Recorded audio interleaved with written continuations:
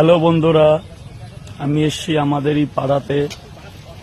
একটা বিকেলের মনোরম পরিবেশ, খুব সুন্দর লাগছে। দেখুন চারিদিকে সবুজ মাঠ, সবুজ মাঠ, সবুজ আর সবুজ চারিদিকে। একটু ঘুরতে এসেছি, দারুণ লাগছে।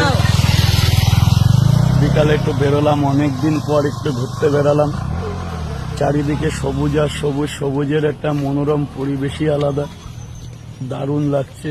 আমার বাড়ি থেকে 1 কিলোমিটার ভেতরে এটা একটা বিল, চারিদিকে ধান চাষ হচ্ছে, মিডিল থেকে রাস্তা, খুব সুন্দর লাগছে। তো দারুণ লাগছে, কিন্তু সুন্দর একটা পরিবেশ, সুন্দর জিনিস। কারণ সবুজের উপরে, প্রাকৃতিকের উপরে আর কিচ্ছু নেই পৃথিবীতে।